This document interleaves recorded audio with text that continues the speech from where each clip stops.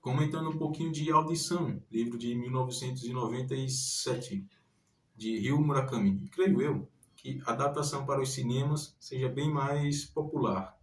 Você talvez já tenha assistido o filme dirigido por Takashi Miike, ou talvez já tenha visto um vídeo aqui no YouTube mesmo, em que alguém comenta sobre o gore, a violência, as cenas mais explícitas.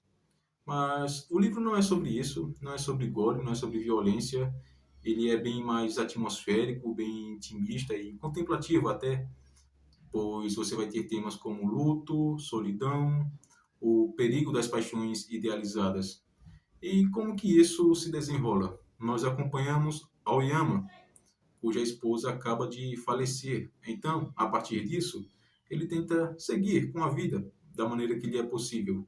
Ele tenta se reconectar com o filho, ele estabelece metas, estabelece projetos, projetos esses, aliás, que são, na verdade, hacking, um gesto simbólico, algo que ele precisa fazer antes de seguir em frente, antes de dar os próximos passos nessa nova vida. E eu curti bastante, meus amigos, esse início, essa primeira parte. A escrita do Murakami é muito sóbria, muito seca, sem floreios. Então, ao tratar sobre esses temas mais delicados, mais sensíveis, o desconforto é potencializado, porque o luto é assim mesmo, o luto ele é frio, é um sentimento indiferente com relação a nós.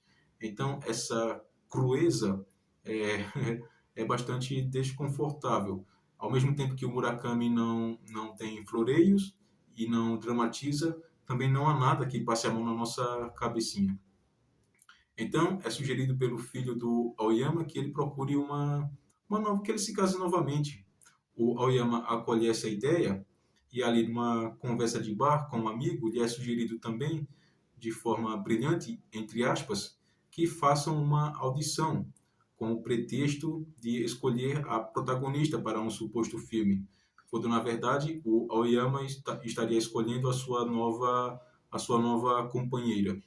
Eis então que o Aoyama acaba se apaixonando por Asami Yamasaki, muito antes da própria audição em si. Ele, enquanto está folheando as fichas das candidatas, ele acaba lendo a redação dessa moça. E seria bonito se não fosse tão bizarro ao mesmo tempo, todo o contexto.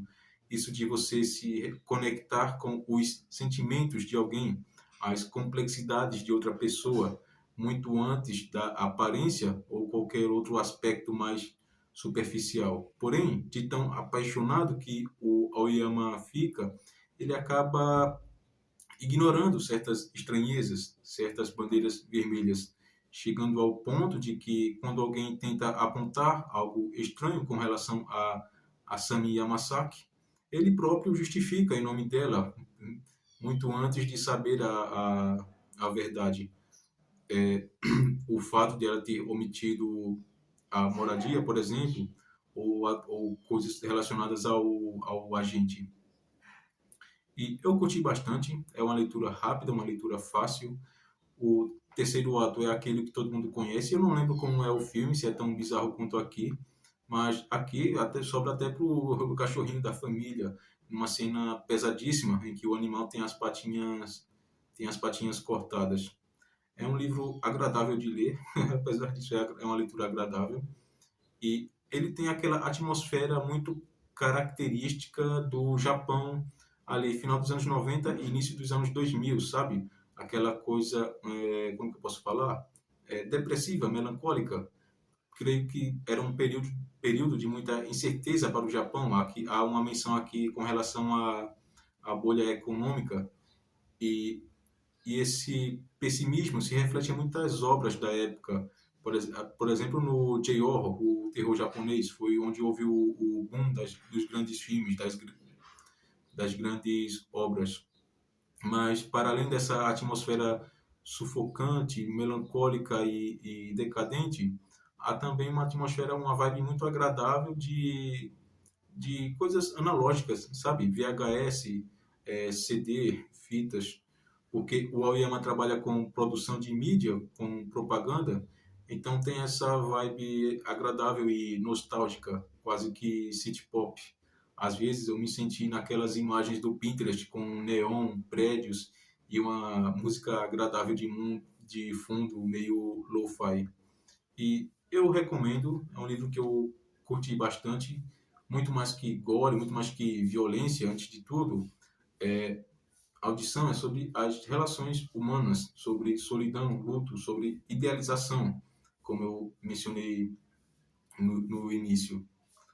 E a bizarrice é só a pontinha do iceberg. Ah, inclusive, há uma cena aqui de sexo super explícita que é bem desconfortável a maneira que é escrita. O Murakami Ryu, apesar dele ter essa escrita seca que eu mencionei, ela não peca em identidade. A escrita dele é facilmente reconhecível, ela é crua.